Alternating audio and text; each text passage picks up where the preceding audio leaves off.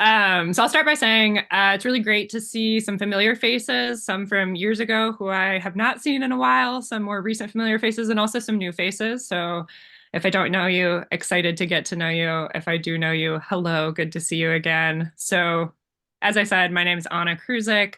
I use she, her pronouns. Today I am calling in from Centerville, Iowa, which is in Appanoose County. So a little bit about me before I dive into sort of the more business side of things is that when I'm not volunteering with my local Appanoose County Democrats, what we're here to talk about today, our work with the Democratic Party, I work in philanthropy, where we work to distribute funds nationally to organizations that are advancing regenerative agriculture, thriving rural communities, and racial justice. I'm also a city council member for Ward 3 in Centerville, and I'm on the board of our local railroad. I'm an active member of several progressive, rural, and agriculturally focused organizations, including the Women Food and Agriculture Network, where I served on the board of directors for 8 years. My background is in community organizing and building power toward thriving, just rural communities, healthy economies, and healthy environments. And I'm here tonight because I'm asking for you to vote for me next week for Rural Caucus Chair. I envision a Democratic Party in Iowa different than the one we presently have. I envision a Democratic Party that values people power, movement building, and the capacity of rural people and rural communities. Frankly, I think it's the only way we win back our state from a politics of resentment and reactivity and conservatism. So, super excited to be here today. I'm going to talk a little bit about the land that I'm presently on.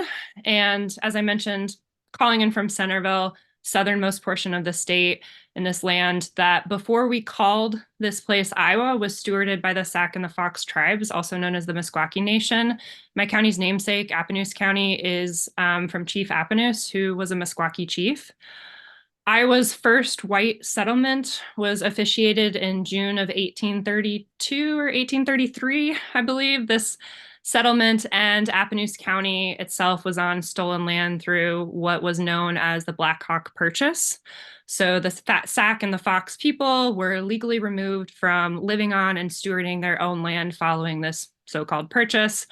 So not a purchase at all. The Sacs and the Fox people were attacked during the Black Hawk War, which erupted after Black Hawk, a Sac leader, crossed the Mississippi River to resettle on tribal land in what is now Illinois. So fast forward, the land was granted after folks were forcibly removed, tiled and tilled by colonists, eventually leading to the agricultural system we see in and around our communities today, whereby just over 60% of our land mass is planted in corn or soy, and 92% is used for some agricultural purpose here in Iowa. So I want to name that Saxon Fox stewardship continued and continues despite that history that I shared, especially through the Meskwaki Nation, who I know many of you are familiar with, and Meskwaki people who participate in amazing organizing and efforts like those with Great Plains Action Society. So you may be wondering why I'm naming that on this call to talk about my potential leadership as the Rural Caucus Chair. I name this history and this present because I believe to talk about where we're going, we've got to talk about how we got to where we are and why our communities look the way they do. And that's just like the tiniest little snapshot, right, as we work toward where we go of naming where we came from and why we are where we are. So where are we now?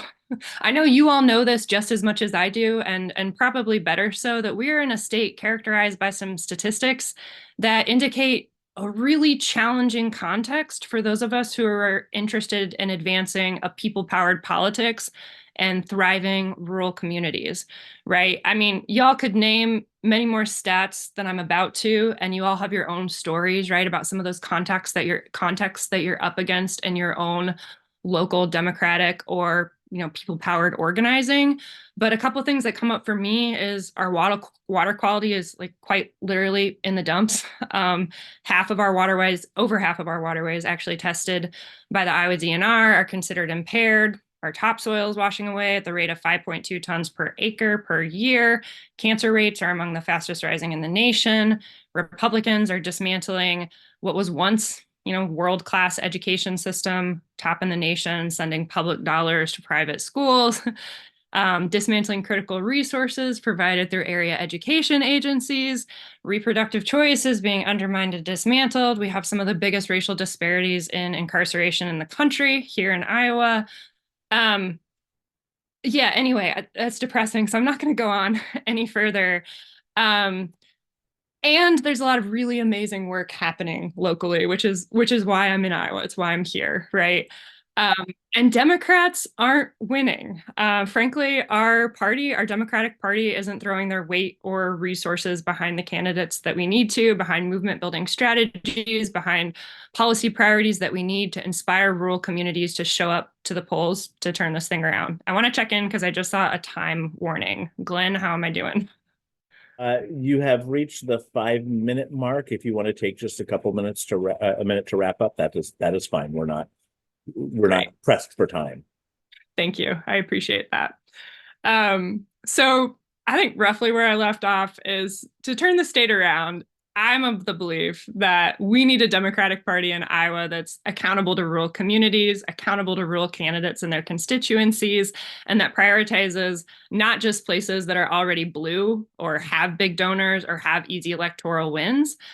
Because in the vacuum that the state party has left in communities like mine, frankly, and I see this locally, Republicans and their conservative narratives and thought leaders have swooped in to claim the hearts and the minds of my neighbors. And we've got work to do. So, though there are so many people locally who are doing this work here at home that I learn from every day, right, who are doing democratic organizing and progressive work, we need support at the state level. We need a state party that plays this role. So we need an Iowa Democratic Party that views campaigns as movement building and understands that rural Iowa is winnable, but it takes real accountability to and real investments in the places that it purports to serve.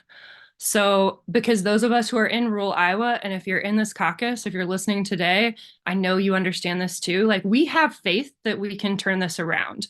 We know that even though Republicans may be winning at the ballot boxes locally, a lot of our neighbors don't vote at all. A lot of our neighbors who do vote Republican actually agree with our values when we sit down and have conversations with them person to person.